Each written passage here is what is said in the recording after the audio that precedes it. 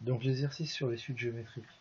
Donc d'abord je vais revenir sur quelques petits points. Donc, par exemple, si on a une suite, si on a par exemple U0 égale 1 et UN plus 1, donc l'indice N plus 1 est égal à 2 fois UN. Donc celle-là, on a vu qu'elle était géométrique, tout simplement par la définition. C'est-à-dire qu'une suite géométrique, c'est une suite de la forme UN plus 1, enfin qui vérifie UN plus 1 égale Q fois UN, donc avec Q une constante. Donc, ici, avec Q égale 2, on a exactement la définition. Ce qui ne serait pas le cas, par exemple, si on avait UN plus 1 égale, si je faisais N fois UN, ce qui voudrait dire, en fait, ça que, par exemple, U2 serait égal à 1 fois U1, si j'applique ça pour N égale 1, U3 serait égal à, si j'applique ça pour N égale 2, pour obtenir le N plus 1 égale 3, ça va me faire 2 fois U2. Et là, on voit bien que le facteur multiplicatif, il change. Et donc là, elle ne serait pas arithmétique. Et donc, pour démontrer qu'une suite est géométrique, elle ne sera pas géométrique. Et donc, pour démontrer qu'une suite est géométrique, il faut vraiment faut que UN plus 1 sur UN soit une constante, ou bien UN plus 1 directement sous la forme Q fois UN. Et donc, puisque ça, c'est parfaitement équivalent à UN plus 1 sur UN est égal à 2. Et donc, il existe bien, enfin, UN plus 1 sur UN est une constante, et donc la suite est géométrique de raison la constante 2. Donc après, il n'y a pas de problème généralement, c'est-à-dire c'est le même principe, c'est-à-dire si n plus 1 égale 0,6 UN, par définition, UN est géométrique de raison 0,6. C'est la définition, on passe d'un terme d'indice n au terme d'indice n plus 1, c'est-à-dire celui d'après celui d'n, celui d'après l'indice n en multipliant par 0,6. Alors après, pour les fractions qui posent plus de problèmes, malgré tout, si on prend l'exemple UN plus 1 égale UN sur 2, en fait, ce qu'on fait comme écriture, c'est qu'on écrit que c'est 1 demi fois UN. Parce que divisé par un nombre par 2, c'est multiplié par UN. Et là, on voit tout de suite apparaître que UN est donc géométrique. Je vais écrire G, je vais l'écrire en entier. Géométrique de raison 1 demi. Et ça, en fait, on peut aussi écrire que c'est parfaitement équivalent à UN plus 1 est égal à 0,5 fois UN, parce que à 1 demi c'est 0,5, et donc on obtient le résultat avec la raison 0,5. Ça va être le même principe si on a UN plus 1 égale UN sur 4. Bon, on va écrire que c'est 1 quart fois UN, et donc UN est géométrique. Q égale Q, j'ai dit que c'était la raison, égale 1 quart égale à 0,25. Donc quand il n'y a effectivement pas la multiplication qui est écrite proprement, on s'en sort avec cette écriture multiplicative là qui revient exactement au même. Si on a UN plus 1 égale 3 UN sur 4, là on va écrire donc que c'est 3 quarts fois UN. Donc on a bien que la suite est géométrique de raison 3 quarts. UN plus 1 est égal à Q fois UN, avec Q constante, Q égale 3 quarts, et donc elle est géométrique de raison 3 quarts. Et après, autre méthode, si on veut absolument pas manipuler les fractions dans un cadre comme ça, on écrit ça, et on écrit que ça, c'est parfaitement équivalent. Ici, c'est parfaitement équivalent à UN plus 1 égale 0,75 fois UN. Et là, on a une écriture décimale que vous êtes beaucoup à préférer. Alors maintenant, je vais faire les exercices donc, de la feuille 3. Donc, le début, donc on ne fait pas la partie sens de variation, puisqu'on ne l'a pas encore fait. Donc, je refais rapidement donc le 1. Donc, on a sur le 1, donc on a une suite qui est géométrique de raison 1,5, et on demande UN en fonction de n. C'est parfaitement équivalent d'écrire le 1 sous la forme, je pourrais très bien écrire que U1 est égal à 2, et UN plus 1 est égal à 1 demi de UN, c'est la définition de la suite géométrique de raison 1,5, et ce système étant parfaitement équivalent à U1 égale 2, et un plus 1 égale un sur 2. J'aurais pu aussi poser soit un, la suite qui vérifie ça, et ensuite on aurait dit, bah, celle-là, comme justement c'est donc un plus 1 égale 1,5 fois un, elle est géométrique de raison 1,5, et donc on va pouvoir appliquer la fameuse formule que un est égal à up fois q à la puissance n-p si un est une suite géométrique de raison q. Et on va l'appliquer, bah ici comme on donne u1, on va l'appliquer en prenant p égale 1. Donc si p égale 1, on a un égale u1 fois q à la puissance n-1. Donc ça nous donne comme formule un est égal à 2 fois 1,5 à la puissance n-1. Que certains préférant écrire 2 fois 0,5 à la puissance n-1. Et après, on peut aussi simplifier cette formule-là, parce que si on écrit que un, donc c'est 2 fois 1 sur 2 à la puissance n-1, on sait que ça, c'est 1 à la puissance n-1 divisé par 2 à la puissance n-1. Pourquoi? Parce que a sur b à la puissance n-1, on sait que c'est a à la puissance n-1 sur b à la puissance n-1. Donc ça, c'est pas obligatoire de le faire, hein. Mais pour ceux qui connaissent bien ces règles-là, on obtient que donc ça fait 1 puissance n-1, ça fait 1, et donc ça fait 2 sur 2 à la puissance n-1 est égal, et là on a 2 à la puissance 1 sur 2 à la puissance n-1, et donc on sait que c'est 2 à la puissance 1 moins n-1, et donc ça fait 2 à la puissance moins n plus 2. Bon, c'est pas très important cette écriture-là, ce qui est important de toute façon c'est d'écrire ça, et pas forcément de développer des calculs comme ça. Puisque ça c'est plus de la technique de calcul de fraction, qui est pas trop, enfin qui est pas le centre de votre programme, ou qui est pas trop le truc que vous aimez. Donc maintenant pour le 2, bon bah le 2 on a le même principe, hein, je le refais pas, enfin je le redis rapidement.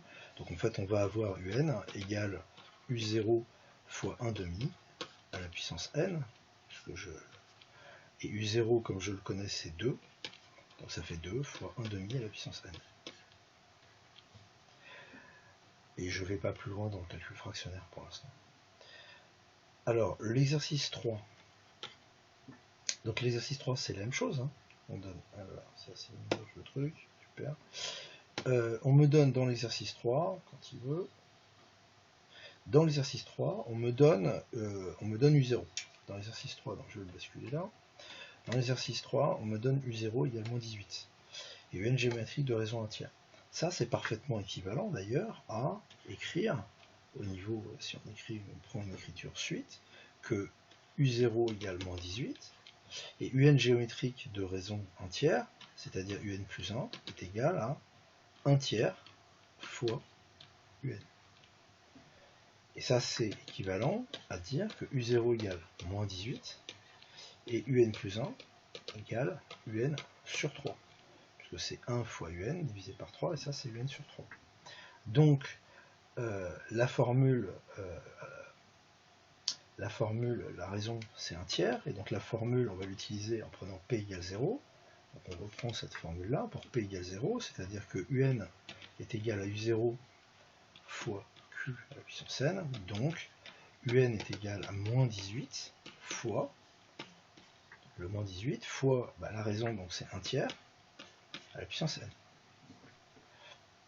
Là, par exemple, on est obligé de garder un petit peu l'écriture fractionnaire, parce que le problème c'est que 1 tiers, c'est 0,33, si on fait sur la calculatrice, et on fait forcément une petite erreur d'arrondi si on dit que 1 tiers c'est 0,33.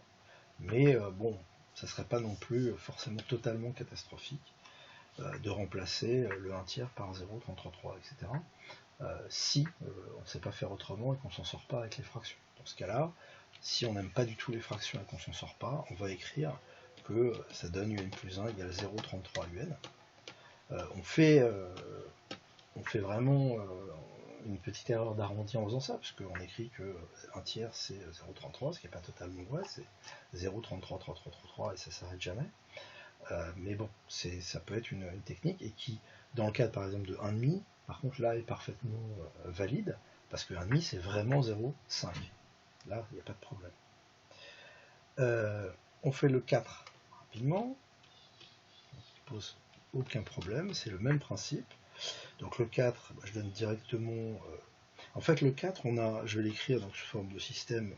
On a U1 égale 1/8, et U2 égale... et UN plus 1 plutôt. Et U2N plus 1 est égal à quoi? Allez, je vais la réécrire proprement. U2N plus 1 est égal, comme c'est géométrique de raison 1/4, donc c'est égal à 1/4 fois UN. Et ça, on peut l'écrire sous la forme aussi UN sur 4. Donc cette écriture-là, sous forme de système, est parfaitement l'écriture de l'énoncé.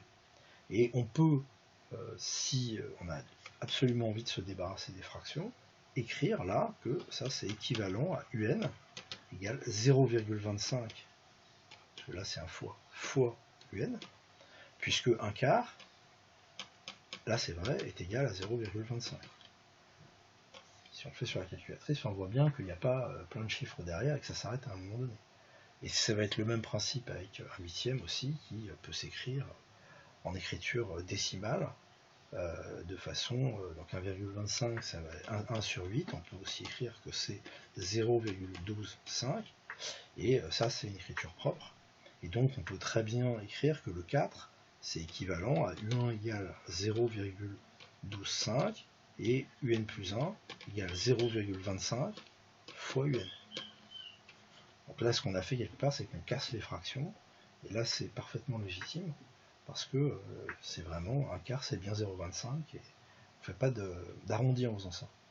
Et donc si on veut UN en fonction de n, on a UN, on sait que c'est U1 fois Q à la puissance n-1, donc on peut prendre deux écritures. UN est égal, si je reste en fractionnaire, ça va faire 1/8 fois, ça c'est de U1, la raison c'est 1/4, donc fois 1/4 à la puissance n-1. Et volontairement, je ne simplifie pas, je ne cherche pas à améliorer le calcul, c'est pas très important. Et on peut aussi, ou encore, donc là c'est en écriture décimale,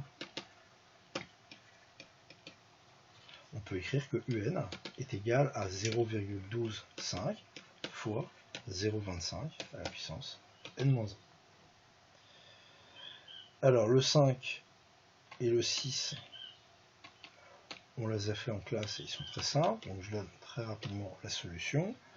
Donc le 5, on a que UN donc, est égal à U1.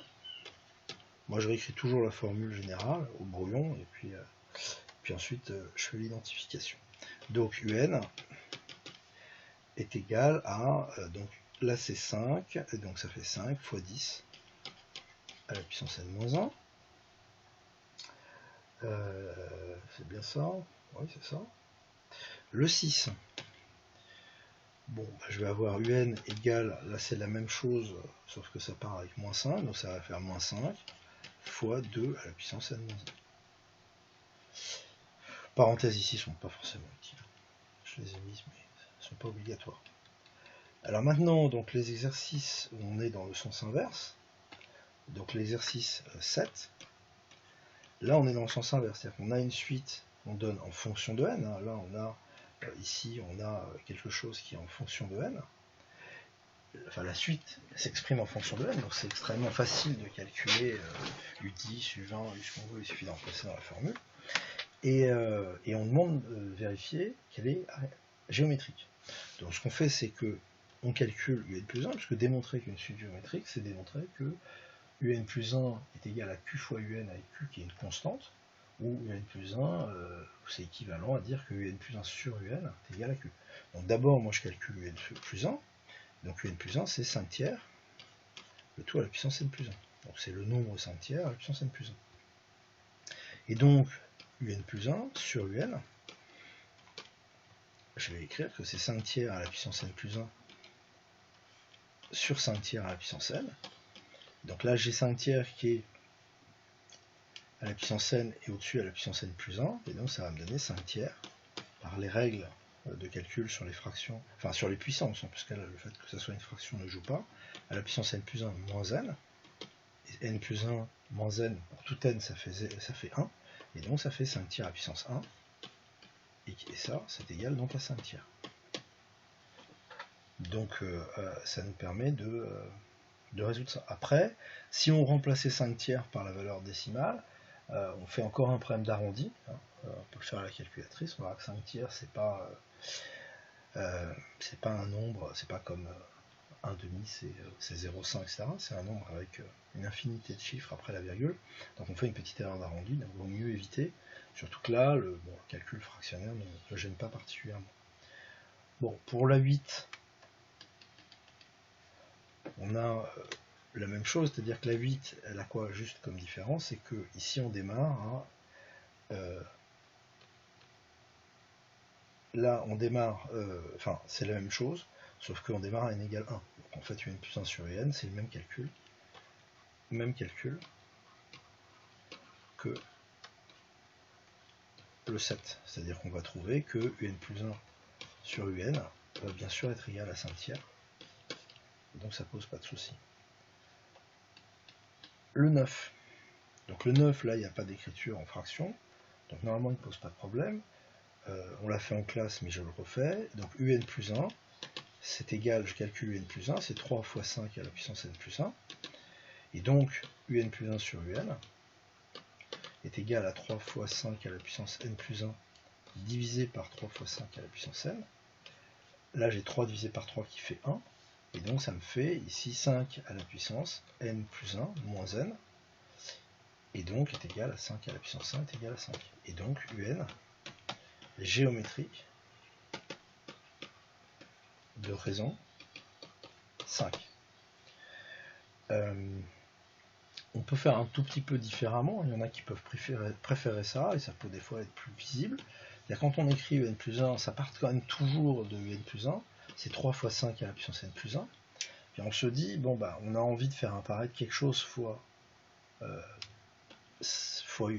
Donc en fait, on va réécrire un ici. Ça, c'est 3 fois 5 à la puissance n. Et là, on voit que si on remultiplie par 5, bah, ici, par la règle sur les puissances, on va avoir 5 à la puissance 1 fois 3 fois 5 à la puissance n, qui fait bien 3 fois 5 à la puissance n plus 1. Et donc ça, c'est 5 fois un. On peut le faire apparaître comme ça ici, en voyant tout simplement parce que 5 à la puissance n plus 1, c'est 5 puissance n fois 5. Et donc on voit réapparaître un et fois 5. Donc des fois, ça peut être plus visible de faire comme ça. Alors, bon, je fais le 10. Hein. Le 10, donc on a un, donc c'est encore une fraction. Donc on a un égale 3 fois 2 tiers à la puissance n. Donc même si c'est une fraction, il ne va pas y avoir le côté fraction ne va finalement pas intervenir. Parce qu'on va écrire donc un plus 1 sur un, enfin un plus 1 d'abord, donc c'est 3 fois, là c'est des fois, 2 tiers, donc à la puissance n plus 1, donc un plus 1 sur un, ça va faire 3 fois 2 tiers à la puissance n plus 1 sur 3 fois 2 tiers à la puissance n. Et là, j'ai 3 sur 3, hein, règle de fraction. La règle de fraction étant que Ka sur Kb est égal à A sur B, c'est-à-dire qu'il y a une simplification comme ça. Et donc j'applique ça. Et l'autre règle, donc toujours sur les puissances, c'est que A à la puissance U sur A à la puissance V est égal à A à la puissance U moins V. Et donc si j'applique ça, avec A égale 2 tiers, avec A égale, je le mets ici, avec A égale 2 tiers ici dans cette formule, bah, ça me donne 2 tiers à la puissance n plus 1 moins n. N plus 1 moins n, ça fait toujours 1 parce que les n se simplifient, et donc ça fait 2 tiers. Et donc la suite, elle est géométrique de raison 2 tiers. Q égale 2 tiers. Alors donc là, j'ai fait le 10. Bon, le 11 c'est le même principe, hein, je ne vais pas le faire. Le 12 aussi, le 13 aussi, on l'a déjà fait, ça sert à rien de le faire. Alors le 14, similaire un peu, il y a un exercice comme ça aussi dans la suite arithmétique, où j'ai fait une démonstration, enfin j'ai fait 2 démonstrations, dont une un peu plus compliquée que les autres. Je vais faire d'abord finalement la plus simple. C'est quoi une suite arithmétique? Une suite géométrique, voilà. Une suite géométrique, donc ce qu'on veut savoir, c'est est-ce que un plus 1 est égal à q fois un? C'est-à-dire est-ce qu'on passe d'un terme à celui d'après en multipliant toujours par une même constante. Donc à la limite, on peut tout simplement déjà calculer u0. On a u0, donc c'est 0 au carré plus 0 plus 1 égale 1. On va calculer u1, et on va calculer plusieurs termes, et puis on va voir si effectivement, si on obtient que c'est une constante pour les 2-3 premiers termes, c'est-à-dire que u1 égale de quelque chose fois u0, enfin égale q fois u0, u2 égale q fois u1 avec le même facteur, ça ne démontrera pas qu'elle est géométrique, parce que ça ne veut pas dire que c'est toujours vrai. Mais si on obtient que déjà c'est faux à un moment donné, ça va nous permettre de dire qu'elle n'est pas géométrique. Et là, si on prend u1, eh bien, u1 on a 1 au carré plus 1 plus 1, et donc ça fait 3. Donc le facteur ici, c'est u1 est égal à 3 fois u0. Donc le facteur, si elle est géométrique, c'est nécessairement de raison 3, puisque j'ai le lien ici entre u1 et u0 qui est comme ça. Donc pour n égale 0, on a que un plus 1 sur un est égal à 3, puisque on passe de 1 à 3 comme ça. Donc après, moi je vais calculer u2, et u2 c'est 2 au carré, plus 2 plus 1, égale 4 plus 2 plus 1, égale 7. Et donc, u2 divisé par u1, bah, je remplace, c'est 7 tiers. Puisque u2 c'est 7, et l'autre c'est 3. Et donc u2 sur u1 égale 7 tiers, et u1 sur u0, on a vu que c'était 3. Or, 3 est bien sûr différent de 7 tiers. Hein.